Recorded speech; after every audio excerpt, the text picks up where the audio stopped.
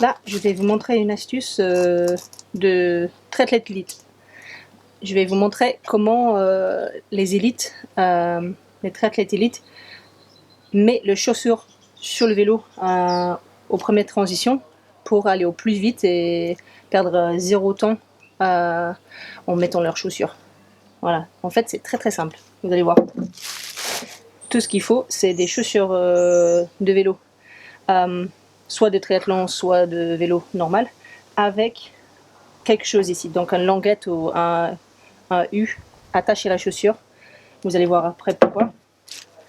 Des élastiques fins qui se cassent facilement, comme ça, au stretch. Et puis moi j'aime bien mettre un petit peu de talc pour aider pour enfiler les pieds qui sont humides en sortant de la natation, vite pour les chaussures.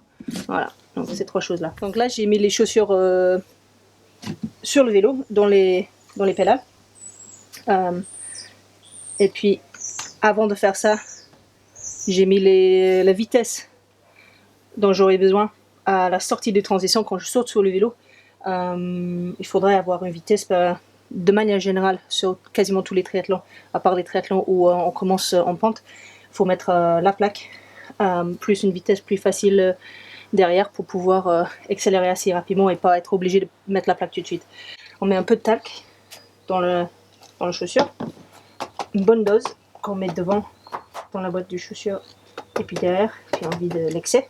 Et ça, je trouve, sur les pieds humides, ça aide à ce qu'on enfile les chaussures très facilement, plus vite.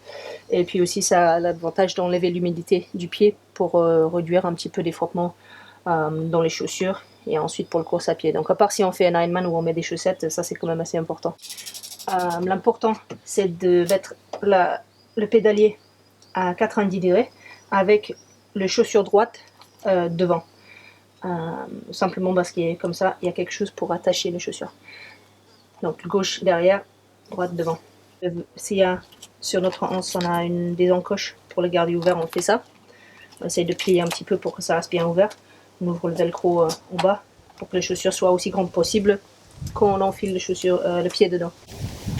Si la anse de notre chaussure a tendance à s'enlever par le petit trou là, mais quelque chose ici comme un épingle nourrice d'empêcher la anse à partir. Maintenant que les chaussures sont bien grandes, ouvertes et placées comme il faut, on prend le premier élastique, on met à travers le petit loop derrière, comme ça, on passe une bout d'élastique dans l'autre bout d'élastique, comme ça, ça fait un petit encoche comme ça, et on met tout simplement par-dessus la derrière avant.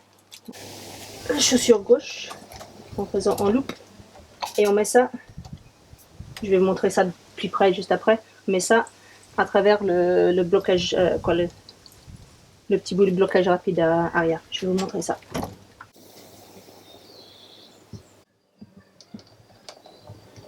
Et puis là, on est prêt. Allez, on va tester ça.